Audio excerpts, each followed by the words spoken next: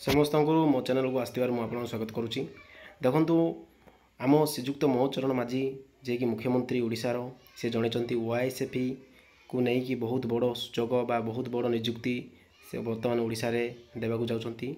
या सहित बर्तमान ओएसएफई आईर भी निजुक्ति सरी सारा पर बर्तमान ओडिशा इंडस्ट्री सिक्योरिटी फोर्स को लेकिन बहुत बड़ पदवी को घोषणा करिसंती।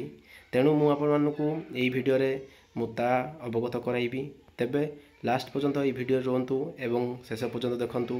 मु बर्तमान आपको शॉर्ट वीडियो अनुसार मुझे जनइबी एवं जितेबाला रिक्वायरमेंट बाहर मुझे फुल वीडियो अनुसार देवी एलिजिबिलिटी कौन अच्छी तार क्वालिफिकेशन केते तार एज लिमिट केते मुझे फुल वीडियो देखी।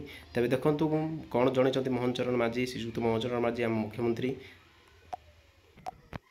देखु ओआईएसएफ तरफ बहुत बड़ निजुक्ति मोहन माझी कौन घोषणा कर राज्यर ओडिशा इंडस्ट्रियल सिक्योरिटी फोर्स आउ एक बाटालियन हम माने आउ एक बाटालियन करने जाऊँगी श्रीजुक्त मोहन माझी। यही संपर्कित प्रस्ताव को मुख्यमंत्री मोहन माझी मंजूरी दि जाइए। नुआ बाटालियन मोट 1040 पदवी सृष्टि करा बर्तमान राज्य में ओआईएसएफ गोटे बाटालियन हो सारी तेबे केते पदवी आउची 104 माने 1040 माने 1040 पदवी सृष्टि करने को जाउछंती।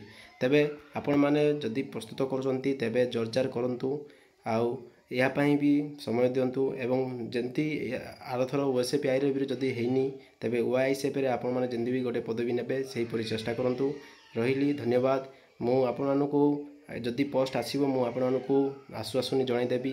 तो से मो वीडियो को लाइक और सब्सक्राइब करने को भूलु ना एवं एमती ही सब रुहतु। धन्यवाद।